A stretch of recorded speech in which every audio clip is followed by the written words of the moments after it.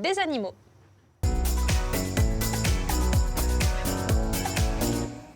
Alors Anouk, aujourd'hui tu nous présentes Billy. Tout à fait. Alors Billy est un chien de croisé labrador griffon D'accord. de 6 ans. Oui.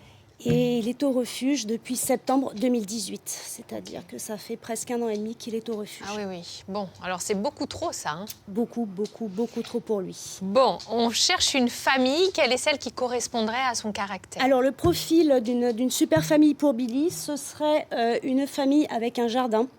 Okay. Parce qu'il aime bien bouger. Alors, même s'il aime bien être en intérieur, il est beaucoup plus à l'aise en extérieur. D'accord. Par contre, il faut savoir que Billy est un peu fugueur, donc il faut être bien clos. Okay. Voilà, avoir une bonne clôture et faire extrêmement attention au moment de la gamelle. Billy aime bien manger. il se tient mieux à table qu'à cheval.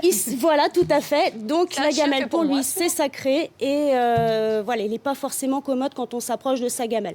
C'est un petit peu son seul gros point négatif. Bah, ça va. Mais j'ai envie de dire comme la plupart des chiens avec leur gamelle. Bah tiens, il n'y a pas que le chien avec la gamelle, je peux vous dire.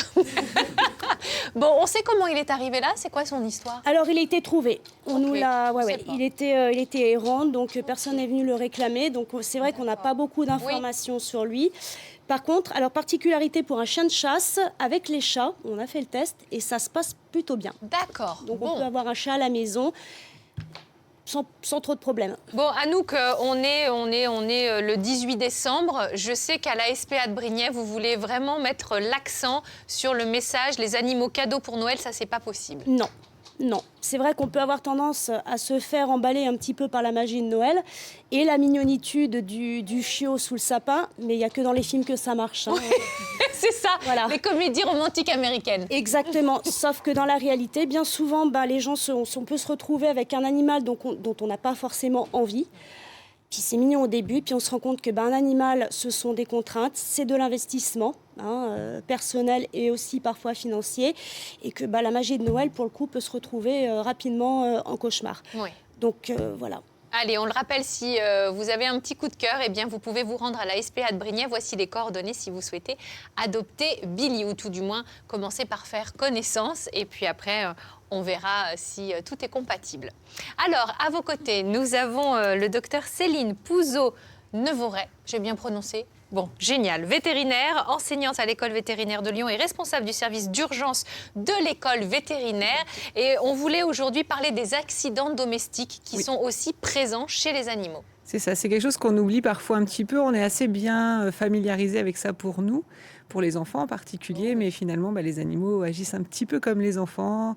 Aiment bien les grignoter des fils électriques, elle aime bien les grignoter des petits bouts de lessive, sauter par la fenêtre, voilà, ce genre de choses. Ils sont assez inventifs pour faire des bêtises. Bon, en période de Noël, il y a des accidents qui arrivent plus spécifiquement? Il y a le fameux, tout ce qui est lié en fait à la présence du sapin et des cadeaux.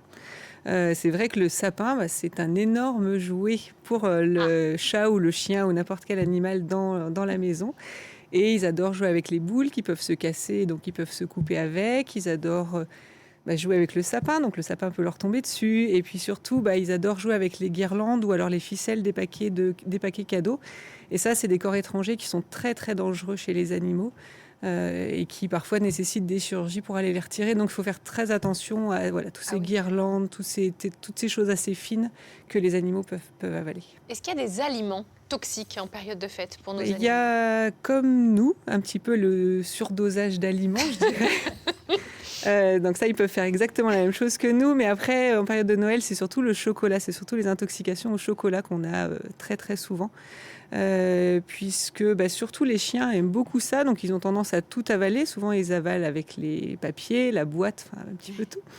Et puis, surtout, le chocolat contient une molécule qui s'appelle la théobromine qui est toxique chez le chien, qui peut donner à des quantités pas trop importantes des troubles digestifs, mais surtout des problèmes cardiaques s'ils en avalent vraiment beaucoup.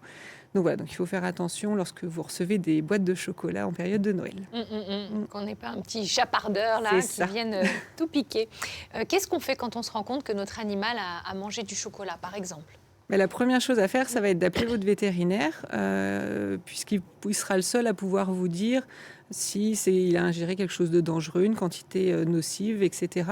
Il ne faut pas hésiter n'importe quand, même pendant les vacances, même pendant ces périodes de Noël. Il y a toujours un service d'urgence qui est disponible. Donc, vous aurez toujours un numéro de téléphone ou un vétérinaire à disposition. C'est celui qui vient de s'afficher sur votre écran, 7 jours sur 7, 24 heures sur 24.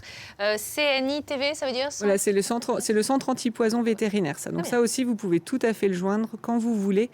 Où là, c'est un centre antipoison vraiment avec des données destinées aux animaux. Donc, là, on est en situation d'urgence, mon chien a mangé. Est-ce qu'on ne peut pas prévenir? Comment on peut éviter d'en arriver là?